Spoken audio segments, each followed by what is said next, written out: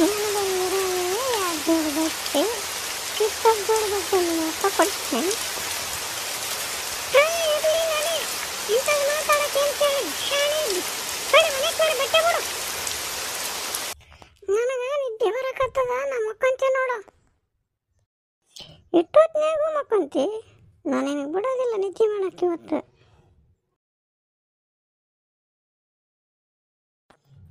ಎದ್ದೇಳು ಎದ್ದೇಳು ಎದ್ದೇಳು, ನನ್ನ ಕತೆ ಹೇಳು. ಹೇಳ್ತೀನಿ ಇರು, ಸ್ವಲ್ಪ ನೆನ್ಪು ಮಾಡ್ಕೊಂಡು ಹೇಳ್ತೀನಿ.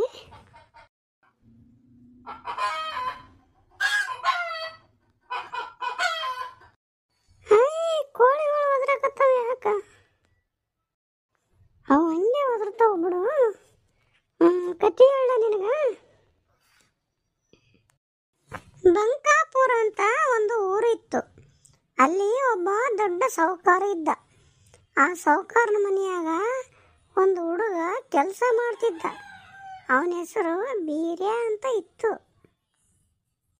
ಆ ಬೀರ್ಯನ ಕೆಲಸ ಏನಂದ್ರ ದಿನ ಸಾಹುಕಾರನ ಎಮ್ಮೆ ಕಾಯೋದು. ಒಂದು ದಿನ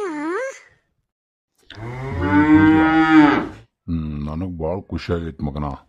ನೀ ಒಂದು ಎಮ್ಮಿಲಿಂದ ಇಷ್ಟು ಎಮ್ಮೆ ಮಾಡಿದಂದ್ರೆ ನನಗೆ ಭಾರಿ ಖುಷಿ ಆಗೈತ್ಲೆ. ಅದಕ್ಕೆ ಇದು ಹಿಂದಲ್ದ ಎಮ್ಮೆ ಐತಲ್ಲ, ಇದು ನೀನೇ ತೊಗೊಂಬಿಡು ಆಯ್ತಾ? ಆಯ್ತು ರೀ ಸಾವುಕಾರ. ಭಾರಿ ಒಳ್ಳೆ ಮನುಷ್ಯ ಅನ್ಪ ನಮ್ಮ ಸಾವುಕಾರ. ಇನ್ನು ಮ್ಯಾಗ ನಮ್ಮ ಸಾವುಕಾರ ಎಮ್ಮೆಗಳು ಚಲೋನೇ ಮೇಯಿಸ್ಬೇಕು. ನಮಸ್ಕಾರಪ್ಪ ಸಾವುಕಾರ. ಹೇಳು ಸೋಮಣ್ಣ. ಸಾವುಕಾರ, ನಿಮ್ಮ ತಲೆಗೇನು ಬುದ್ಧಿ ಅದೋ ಇಲ್ಲೋ? ಯಾಕಲೇ ಸೌಮ್ಯ, ಯಾಕೆ ಹೆಂಗೆ ಮಾತಾಡ್ತಿ? ಅಲ್ರಿ ಮತ್ತೆ ಆ ಬೀರೆ ಒಂದು ಎಮ್ಮೆ ಕೊಟ್ಟಿರಿ, ಆ ಒಂದು ಎಮ್ಮೆಲಿಂದ ನೋಡ್ರಿ ಅವ 10 ಎಮ್ಮೆ ಮಾಡ್ಯಾನ. ನಿಂಬು ಎಮ್ಮೆ ಎಷ್ಟಿದ್ವು ಅಷ್ಟೇ ಅವು. ಹೌದಲ್ಲ, ಇದು ನನಗೆ ತೆಲಿಗೆ ಒಳ್ಳಿಲ್ಲ ನೋಡು. ಮಾಡ್ತೀನಿ ಅವನು. ಹಚ್ಚಿದ್ನಪ್ಪ ಬೆಂಕಿ, ಇನ್ನು ಹೊಂಟು ಬಿಡಮ್, ನಮ್ಮ ಕೆಲಸ ಆಯ್ತು. ಯಾರಿರ್ಲಿ ಅಲ್ಲಿ ಬರೀಲಿ. ಆ ಬೀರ್ಯ ನಮಗೆ ಮೋಸ ಮಾಡ್ಯಾನ. ಹೋಗಿ ಅವನ ಮನಿ ಎಮ್ಮೆ ಗಿಮ್ಮಿ ಎಲ್ಲ ಸುಟ್ಟಾಕಿ ಬಂದ್ಬಿಡ್ರಲೆ. ಅಯ್ಯೋ, ನಮ್ಮ ಮನೆಗೆ ಯಾರೋ ಬೆಂಕಿ ಹಚ್ಚಿ ಬಿಟ್ಟಾರಲ್ಲ. ಎಮ್ಮೆ ಗಿಮ್ಮಿ ಎಲ್ಲ ಸುಟ್ಟು ಹೋಗ್ಬಿಟ್ಟವ. ಏನ್ ಮಾಡೋದು?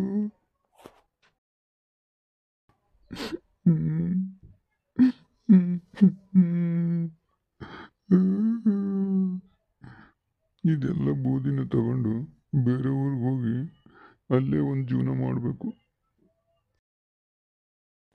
ಈ ಬೀರಪ್ಪ ತನ್ನ ಸುಟ್ಟ ಗುಡಿಸಿಲ ಬೂದಿಯನ್ನು ತೆಗೆದುಕೊಂಡು ಹೋಗ್ತಾ ಇರ್ಬೇಕಾದ್ರೆ ಆ ಕಡೆಯಿಂದ ಒಬ್ಬ ಮನುಷ್ಯನು ಒಂದು ಚೀಲದಲ್ಲಿ ಬಂಗಾರ ಬೆಳ್ಳಿ ಎಲ್ಲನೂ ಇಟ್ಕೊಂಡು ಬರ್ತಾ ಇರ್ತಾನೆ. ಅದು ಆ ಚೀಲದಲ್ಲಿರೋದು ಬಂಗಾರ ಬೆಳ್ಳಿ ಅಂತ ಇವನಿಗೆ ಗೊತ್ತಿರಲ್ಲ. ಆವಾಗ ಅಲ್ಲೇ ಕತ್ಲಾಗಿದ್ರಿಂದ ಇಬ್ಬರು ಅಲ್ಲೇ ಮಲ್ಕೊಂತಾರೆ. ಮಲ್ಕೊಂಡು ಬೆಳಿಗ್ಗೆ ಎದ್ದು ಬರಬೇಕಾದ್ರೆ ಚೀಲಗಳು ಅವನ ಚೀಲ ಇವನು ತೊಗೊಂಡೋಗಿರ್ತಾನೆ, ಇವನ ಚೀಲ ಅವನು ತೊಗೊಂಡೋಗಿರ್ತಾನೆ.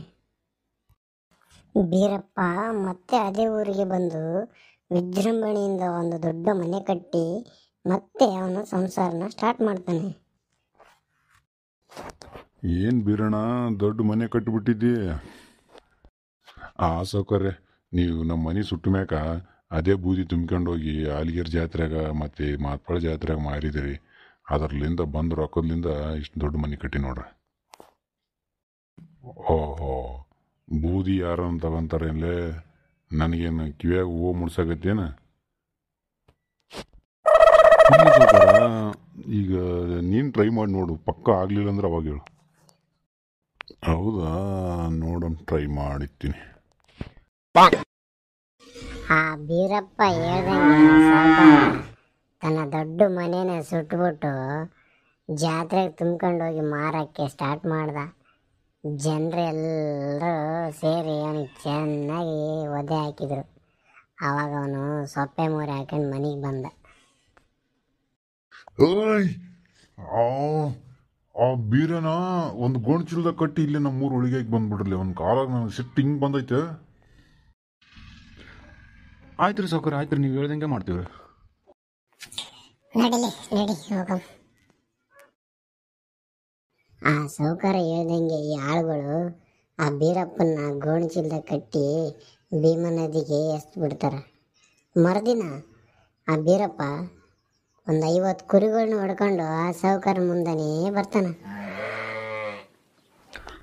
ಏನ್ಲೇ ಬೀರ್ಯ, ಏನು ಇಷ್ಟು ಕುರಿ? ಅದೇ ರೀ ಸಾಕಾರ, ಎಲ್ಲ ನಿಮ್ಮ ಆಶೀರ್ವಾದ ರೀ ನಮಗ. ನಿನ್ನ ಗೋಣಿ ಚೀಲ ಕಟ್ಟಿ ಒಳಗೆ ಹಾಕ್ಬಾ ಅಂತ ಹೇಳಿದ್ನಲ್ಲಿ ಹಾಕಿಲ್ಲ ನಿನ್ನ. ಹಾಕಿದ್ರಿ, ಹಾಕಿದಕ್ಕೆ ಇಷ್ಟು ಕುರಿ ಬಂದವ ನನಗ. ಹೆಂಗ್ಲೇ ಇದು ಸಾವುಕಾರ? ನಿಮ್ಮ ಆಳುಗಳು ನನ್ನ ಇನ್ನು ಇಲ್ಲೇ ಕೊನೆಗೆ ಬಿಸಾಕ್ಯಾರಿ. ನಿಮ್ಮನ್ನು ಕಟ್ಟಿ ಸ್ವಲ್ಪ ನಡ ಒಳಗೆ ಹಾಕಂತ ಹೇಳ್ರಿ. ನನಗೆ 50 ಕುರಿ ಬಂದವ, ನಿನಗೆ 100 ಬರ್ತಾವ್ರಿ. ಅಲ್ಲಲ್ಲಿ ನಾ ಹೆಂಗೆ ಕಾಣಕತ್ತಿ? ನಿನಗೇನು ಹುಚ್ಚ ಕಾಣಕತ್ತಿ ನೀನು? ಬಿಡ್ರಿ, ನಿಮಗೇನು ಕುರಿ ಬೇಕಾಗಿಲ್ಲ. ಇದು ನಾ ಹೇಳ್ದಷ್ಟು ಮಾಡ್ರಿ, ಸುಮ್ಮನೆ ಬರ್ತಾವ. ನೋಡಮ್, ಇದು ಒಂದು ಮಾಡೇ ಬಿಡಮ್. ಲೇ, ಆ ಬೀರೇನ ಒಳಗೆ ಹಾಕಂದ್ರೆ ಹಾಕಿದ್ರಲ್ಲ ನೀವು? ಹಾಕಿರೇ ಇಲ್ಲ ಕರಿ ಹೇಳ ಮಕ್ಕಳು? ಹಾಕಿವ್ರಿ ಸಾವುಕಾರ, ಹಾಕಿವ್ರಿ. ನಿಮ್ಮ ಮನೆಗೆ ಹಾಕಿವ್ರಿ. ಹ್ಞೂ ರೀ ಸಾವುಕಾರ, ಹಾಕಿವ್ರಿ. ಇಬ್ಬರು ಕೂಡಿ ಹಾಕಿವ್ರಿ. ಇವಾಗ ಏನು ಮಾಡ್ರಂದ್ರ, ನನ್ನ ಗೋಣಿ ಚೀಲದಾಗ ಹಾಕಿ ಅವನು ಎಲ್ಲಿ ಹಾಕಿದ್ರಲ್ಲ ಅದ್ರಕ್ಕಿಂತ ದೂರ ಹೋಗಿಬೇಕು ನನ್ನ, ಗೊತ್ತಾಯ್ತಾ?